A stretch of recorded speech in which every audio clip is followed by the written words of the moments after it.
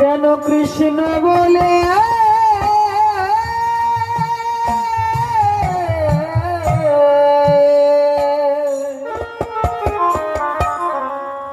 কাঁদিতে মাতৃ হৃদয় জানে সন্তান হারানোর ব্যথা।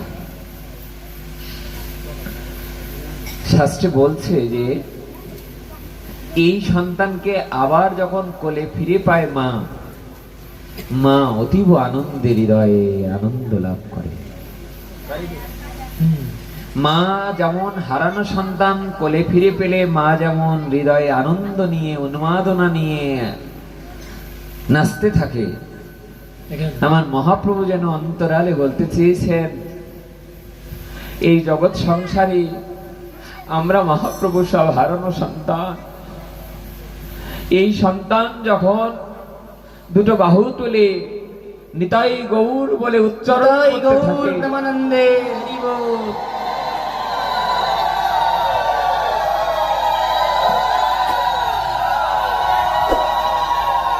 মা যেমন হারানো সন্তান ফিরে পেলে যেমন আনন্দ পায়, আমার মহাপ্রভুর হৃদয়ে তদ্রূপ আনন্দ হয়। তাই আমরা একটু অনুরোধ করব আপনাদের সন্নিকটে, আমাদের সাথে কলিযুগের শ্রেষ্ঠ যুগধর্ম হরিনাম সংকীর্তন। তাই পাঠের প্রারম্ভে আমরা শ্রীমতী রাধা ঠাকুরানী, যার নাম শুধু দেবদেবতারা পর্যন্ত নয়, অনন্ত অনন্ত বিশ্বব্রহ্মাণ্ডের মালিক আমার সেই ব্রজেন্দ্রনন্দন শ্যামসুন্দর নটবর শ্রী ভগবানও যে রাধারানীকে এক পলক দেখবার জন্য ফিরে ফিরে যান, সেই নাম আমরা প্রাণ ভরে, যার যা সম্বল আছে, যা চলে গেছে তার ভাবার দরকার নেই। যে কটা দিন আছে, যে কত মুহূর্ত আছে জীবনে, যদি এক বিন্দু এক মুহূর্ত আমরা বেঁচে থাকি, সবাই প্রাণ ভরে অন্তরের অন্তরস্থল থেকে, আমি জানি না আমাদের ডাক রাধারানীর চরণ পর্যন্ত পৌঁছাবে কিনা, তবুও এ জগতের সন্তান যেই কেঁদে ওঠে, মা যেমন ফিরে তাকায় আমার সন্তানের কোনো কষ্ট হচ্ছে কিনা, হয় কিনা। প্রতিটা সংসারে কোন সন্তান কেঁদে উঠলে মায়ের হাতে যত কাজ থাক, মা যেমন ফিরে তাকায়, তেমনি আমরাও তার জন্য কেঁদে উঠবো যেন প্রাণ ভরে। আমার মনে হয় রাধা গোবিন্দ যদি কোনো না কোনো দিন আমাদের দিকে একটা বার ফিরে তাকায়, প্রেমসে বলো রাধে রাধে। এই এতটুকু সাউন্ড হলে আমি হবে না কিন্তু, হ্যাঁ, প্রেমসে বলো রাধে রাধে।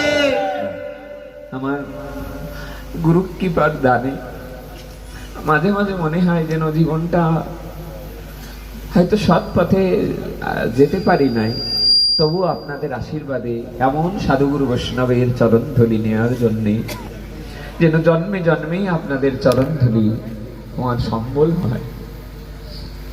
বৈষ্ণব বন্দনায় দেখবেন গাওয়া হয়, প্রতি জন্মে করি আশা চরণের ধুলি। তারপর নরোত্তম দাসে মাগে আপনারও বলে। এই জায়গাটায় পদকর্তা বলছেন যে জন্মে জন্মে মোহে দিজিও বৃন্দাবনে বাস। আমি যেন মৃত্যুর পরে এমন একটা স্তরে আসতে পারি যেন প্রভু বৃন্দাবনে জন্ম দিয়ে। গোবিন্দ বারবার উদ্ধবকে পাঠাচ্ছেন বৃন্দাবনে, যাও না, আমার মা কেমন আছে, বোঝ গোপীরা কেমন আছে, যে আমার নন্দ বাবাকে দেখে এসো কেমন আছে। সারা রাত চিন্তা করছেন উদ্ধব মহারাজ যে যাব তো ঘোষপাড়ায়, তা ঘোষপাড়ার ওরা তো ধনী নয়, গরিব মানুষ, লেখাপড়াও খুব একটা জানে না বৃন্দাবনের যারা ভক্ত। তা সারা রাত চিন্তা করছে যে বৃন্দাবনে যাব বটে, কিন্তু দুদিনের বেশি থাকবো না। কিন্তু যেই মাত্র বৃন্দাবনে প্রবেশ করলেন, বোঝো গোপীদের, বোঝো রাধারানীর, নন্দ মহারাজ, মা যশোদার প্রেম ভক্তি দেখে উদ্ধব মহারাজের হৃদয় কেবল জ্ঞানটা সরে যাচ্ছে আর ভক্তি সম্পত্তি এসে যাচ্ছে।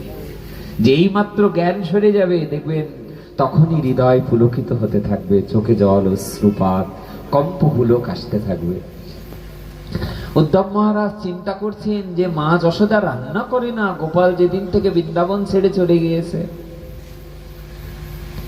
মা যশোদা রান্না করা বন্ধ করে দিয়েছে বৃন্দাবন থেকে ভগবান চলে যাওয়ার কারণে। এই উদ্ধব 2 দিন থাকতে চেয়েছিলেন, 10 মাস থাকলেন। কয় মাস? 10 মাস। তা তো চলেই যেতে হবে। যেদিন বৃন্দাবন ছেড়ে চলে যাচ্ছেন মথুরায়, ব্রজবাসীদের দিকে তাকিয়ে টপ টপ করে প্রেমাশ্রু ঝরছে। বৃন্দাবনবাসীর দিকে তাকিয়ে উদ্ধব মহারাজ কাঁদছে আর বলছে, বিধাতা তুমি যদি আবার এই পৃথিবীতে আমাকে পাঠাও, তাহলে মানুষ করেও যদি না পাঠাও, তাহলে বৃন্দাবনের বোজ গুল্ম লতা পাতা করে আমাকে জন্ম দিও। হরি বল। আর সাক্ষাৎ ভগবানের যিনি নিত্য সঙ্গী উদ্ধব মহারাজ, তিনি বলছে আমাকে বোজ লতা পাতা করে দাও। বলে কেন? তুমি সব ছেড়ে আজ বৃন্দাবনে লতা পাতা হতে চাইছো কেন?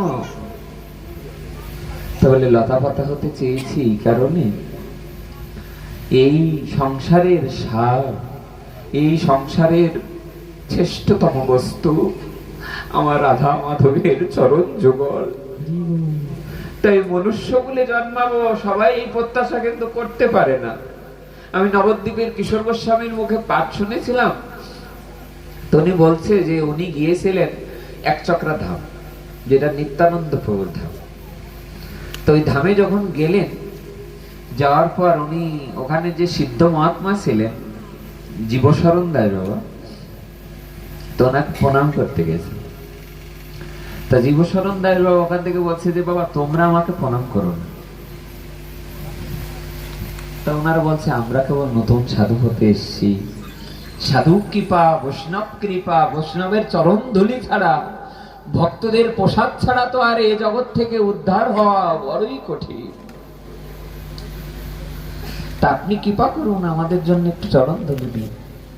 তা জীবশরণ দাস বাবা কাঁদতে কাঁদতে বললেন, ওগো তোমরা জানো না, যা একটু একচক্রা ধামে নবদ্বীপ একচক্রা ধামে নিতাই নিতাই বলে যা সারাটা জীবন ভজন করেছি, তাতে আগামী জন্মে আর মানুষ হয়ে জন্মাবো এই আশা ভরসা আমার এই জন্মে আর নেই। তবে শোনো, আমার মানুষ হয়েই জন্মাতে হবে এমন কোনো আশাও আমার নেই। তবে আমি যদি পোকামাকড় হয়েও জন্মাই, তাহলে যেন আমি একচক্রা ধামে জন্মাই। তা ভক্তরা জিজ্ঞাসা করলেন যে একচক্রা ধামে কেন? তাহলে যে ধামে আমার নিতাইয়ের আবির্ভাব, ওই ধামে বিষ্ঠার অর্থাৎ বিষ্ঠার কৃমি কীটও যদি পোকা করেও জন্ম দেয়, যেন জন্ম লগ্ন থেকেই আমি নিতাই গুণগান শ্রবণ করতে করতে যেন।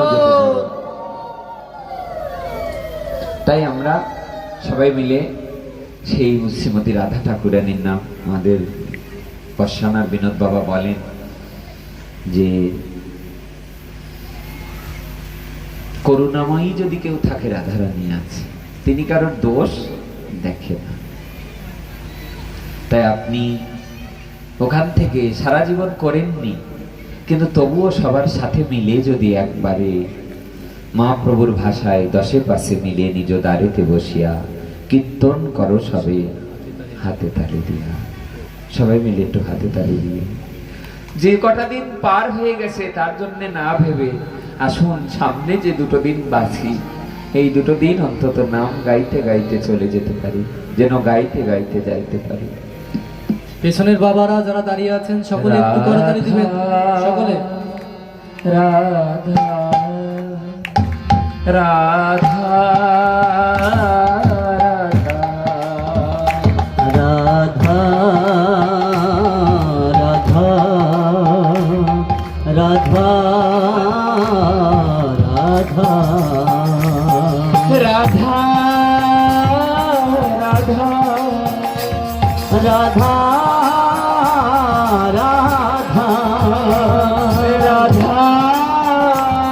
রাধা রাধা রাধা